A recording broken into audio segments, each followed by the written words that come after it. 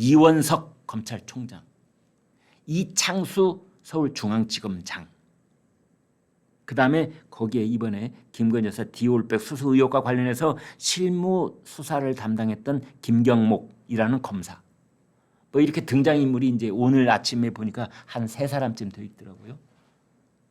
자, 도대체 무슨 일이 있었던 거야? 이 사람들에게는. 오늘 동아일보 편집국 부국장 되는 이가 칼럼을 하나 썼던데요. 이번 그 제3의 장소 서울 이 종로구 창성동에 경호처 소속 보안청사에서 김건희 여사를 상대로 해서 이제 조사를 13시간 동안 했는데, 그렇게 제3의 장소에서 한 것, 그리고 검찰총장한테 밤 11시 10분까지 보고를 하지 않은 것, 이것을 항명사태라고 규정을 했더라고요. 전례를 볼 수 없었던 항명사태다. 검찰 사무를 총괄하고 검찰 수사를 총괄적으로 책임지는 검찰총장이 그 나라의 대통령의 영부인을 소환을 해서 조사를 하는데 그걸 그 최고 우두머리인 검찰총장이 모르고 있었다? 이거는 서울중앙지검장이 항명을 한 것이다. 이원석 검찰총장에게. 이제 이렇게 동아일보 칼럼은 규정을 했습니다. 이제 저는 이렇게 봅니다. 지금 항명을 누가 하고 있는 것일까?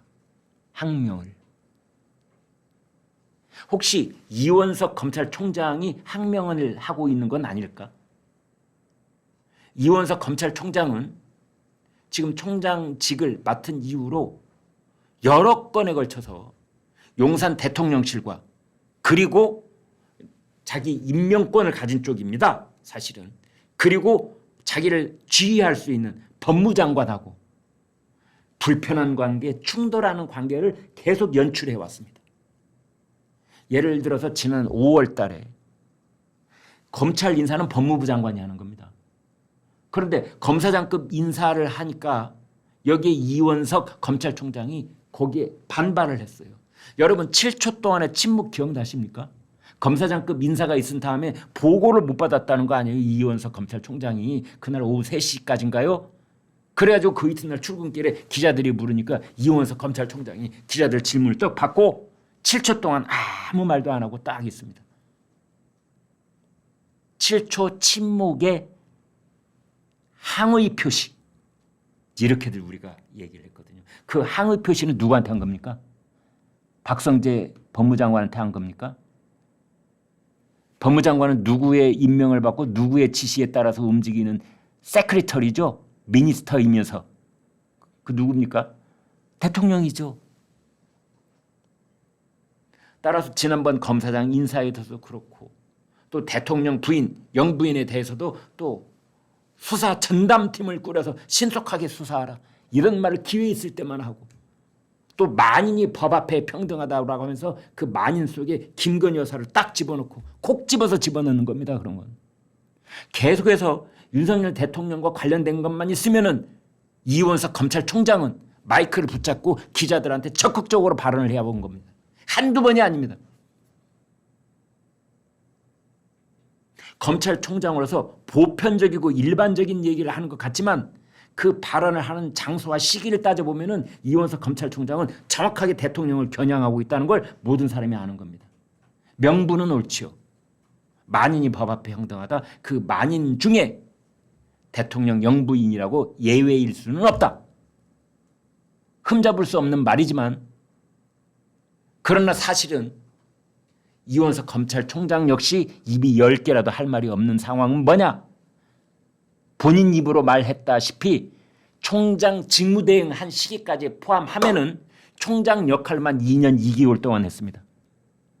그러면은 이 사람은 총장 재임 초기에 도대체 뭐 하고 있었길래? 그때 김건희 여사 명품백에 관한 의혹은 이미 다 드러나 있었습니다. 그때 왜 발동 걸어서 특히 총선거가 있기 전에 4월 10일 이전에 김건희 여사 디올백 때문에 총선거의 분위기가 이렇게 흔들리고 저렇게 흔들리기 이전에 그 문제를 깨끗하게 클리어를 했어야지요. 대통령한테 임명을 받은 사람이라면 더군다나. 이원석 검찰총장은 윤석열 정부의 검찰총장입니다. 민주당의 검찰총장이 아니라. 그런데 뭐 했습니까? 그 기간 동안에 첫 1년 동안에 예를 들면 총선 있기 전에 디올백 수수 의혹이 뭐 그렇게 복잡한 이야기도 아닙니다. 도이치모터스 주가 조작에 비해서 디올백 수수 의혹은 간단하고 또 간단한 거예요. 어쩌면 일주일 내에 상황 판단이 다 끝날 수도 있는 겁니다. 최재형이 와서 조사하고 그다음에 김건희 여사에 대해서 대면 조사하고 하면 다 끝나버릴 수 있는 일이에요. 선거가 있기 전에. 근데 그거를 안 하고 뭉그적 가지고 있다가 왜 최근에 와서 갑자기 시동을 걸고 최근에 와서 마치 조바심을 내고 최근에 와서 정의의 사도인 척 폼을 다 잡고 있는 겁니까 도대체? 이제 임기 9월 15일까지거든요. 딱 2달도 못 남았네요. 왜 그러는 겁니까 이제 와서 갑자기. 거기에 대해서 이원석 총장에 대해서도 우리가 마냥 당신 말이 옳소라고 할 수 없는 서의가 거기에 있는 겁니다. 그래서 간단하게 줄여서 말하자면 이원석 총장이 임명권자에게 지금 대들고 있는 거냐, 이원석 총장이 항명하고 있는 거냐, 아니면 서울중앙지검장 이창수 이 사람이 이원석 총장에게 항명하고 있는 거냐. 어디에 포커스를 맞춰야 되는 거냐. 검찰의 고위 관계자였던 분이 어제 저녁에 저하고 통화를 하게 됐는데 그분 말씀은 그렇더라고요. 이게 지난번 인사 때 그때 서울중앙지검장이 교체되는 것에 서울 검찰총장은 반대를 했었다. 그런데 그걸 밀어붙였거든요. 결국은 송 지검장을 나가게 하고 이 지검장이 온 겁니다. 검찰총장이 뜻에 반하여.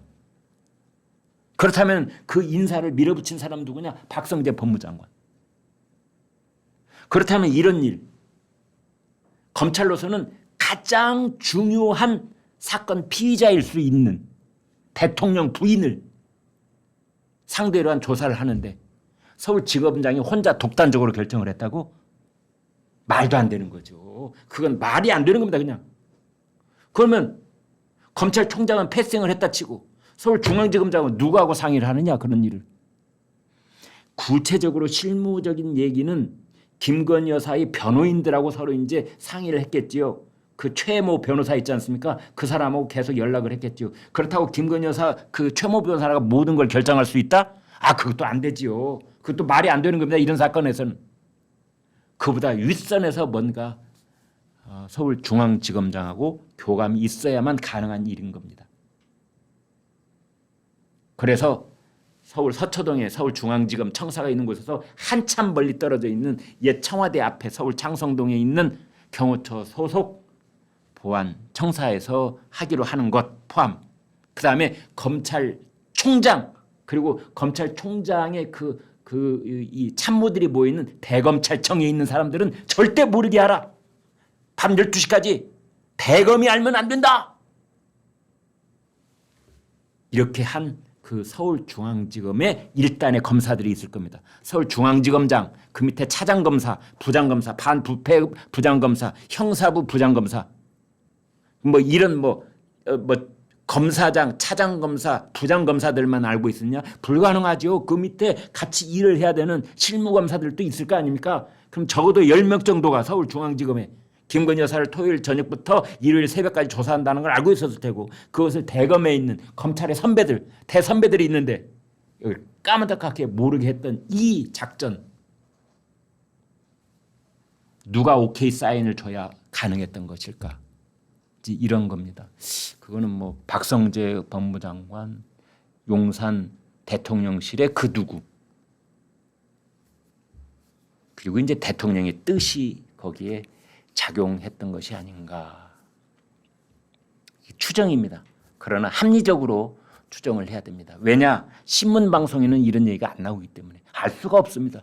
도대체 지난주 내내 서울중앙지검과 용산 대통령실과 김건희 여사 본인과 그 변호인들 사이에 도대체 무슨 얘기가 오갔길래 전격적으로 토요일 날 오후에서부터 일요일 새벽까지 김건희 여사의 그 대면 조사가 이루어졌으며 그것을 검찰총장 모르게 했으며 그것을 또 조사를 했다는 걸 일요일 날 전격적으로 공개를 하게 됐었던가. 이건 우리가 뭔가 납득할 수 있는 추론이 필요한 거 아니겠습니까? 그런 얘기가 이렇게 나오고 있는 겁니다. 이원석 검찰총장은 도대체 무슨 생각을 가지고 있는 사람일까? 본인이 뭐 헌법을 얘기하고 그다음에 만인이 법 앞에 평등하다 뭐 이 얘기하고 또 법불아귀라는 말을 했더라고요. 법불아귀라는 말은 법은 불 아니불자 절대로 이런 짓을 아니한다. 아첨 떠는 일. 귀는 귀인 VIP. 법은 VIP한테 아첨 떠는 일을 하지 않는다. 이게 법불아귀라는 말입니다. 근데 그 말을 이원석 검찰총장이 했더라고요. 법불아귀에서 귀는 누굽니까? 김건희 여사죠.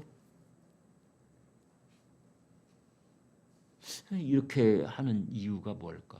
정말 머리끝에서 발끝까지 오로지 철두철미하게 정의와 헌법 정신과 그 공평무사한 것에 대한 그런 화신이어서 이런 말을 하고 있는 걸까?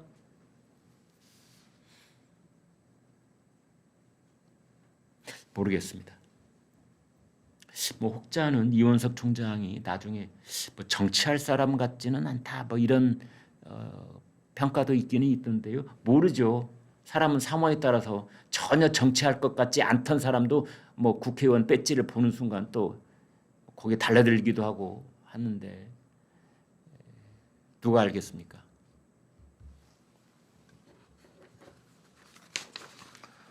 그래서 전체적으로 본다면 아무튼 지금 이제 그 오늘 국민의힘 전당대회가 하나 있고 여기는 이제 검찰 내부의 자중질환 이것이 하나 있고 커가지 두 가지가 있다고 보시면 되겠습니다. 홍준표 대구시장이 또 이럴 때 가만 있으면 홍 시장이 아니죠. 네, 한마디 했습니다. 하는 짓이 문정권 검찰 내부 충돌 같다 이러면서 이원석 총장에게 맹비난을 퍼부었습니다. 이원석 검찰총장이 뭐 국민들한테 사과한다 이런 말도 했고 뭐 원칙이 지켜지지 못했다 이런 말도 했는데 거기에 대해서 홍준표 시장이 뭐라고 했느냐. 검찰 조직의 수장으로서 내부 문제는 비공개로 수습하는 게 맞지 않았느냐. 꼭 하는 짓이 문재인 정권 당시 검찰 내부 충돌과 닮았다. 1997년 YS 아들 김현철을 구속한 검찰총장 김기수는 자기를 임명해준 대통령에게 죄송하다고 바로 사표를 제출했다. 영부인을 제3의 장소에서 비공개로 조사했다고 퇴임을 앞둔 이원석 검찰총장은 대국민 사과를 하고 감찰 지시를 했다. 무엇이 검찰 조직의 수장으로서 맞는 행동인가? 꼭 영부인을 포토라인에 세워서 창피를 주면서 분풀이를 해야 올바른 검찰권 행사인가? 법 이전에 최소한 예의를 갖출 줄 아는 법조인이 되어야 하고 검찰 조직의 수장으로서 내부 문제는 비공개로 수습하는 게 맞지 않는가? 이런 말을 했습니다. 그러니까 이제 이 내부 문제를 비공개로 수습하는 게 맞다라고 홍 시장은 얘기를 했는데요. 이원석 총장은 내부 문제라고 안 보는 거죠. 네. 그러니까 이원석 검찰총장이 이제 그 이창수 서울중앙지검장이 막 그 여러 차례 화를 냈다고 하는데요. 대면 보고를 하니까 이창수 서울지검장에게 화를 내기는 냈지만 사실은 이창수 지검장 뒤에 서 있는 그 배후에 있는 그 누군가를 향해서도 사실은 항의를 한 것이다라고 우리가 추론을 해볼 적에 지금 홍 시장은 검찰 내부 문제라고 딱 울타리를 쳤는데요. 그런데 또 이게 검찰 내부 문제만은 아닐 것이다라는 다른 의견도 있습니다. 꼭 하는 짓이 문재인 정권 때 검찰 내부 충돌 같다. 그러다 검찰이 수사권 다 빼앗기고 망했다. 이런 말 했는데 아마 그 홍 시장은 다른 의미로 얘기를 했을 것 같은데요. 이런 말은 이제 저같이 잘 모르는 사람이 얼핏 들으면 문재인 정권 때 가장 크게 충돌했던 사람은 윤석열 대통령인데 지금 무슨 얘기를 하는 건가? 잠시 아득해졌습니다. 뭐 다른 걸 얘기하는 거겠죠? 설마 그 홍 시장이 그 문재인 정권 때 검찰 내부 충돌, 추미애 법무장관과 충돌하고 사람에게 충성하지 않는다 이런 말로 충돌하고 윤석열 대통령을 겨냥한 건 아니겠죠? 제가 오독한 거겠죠.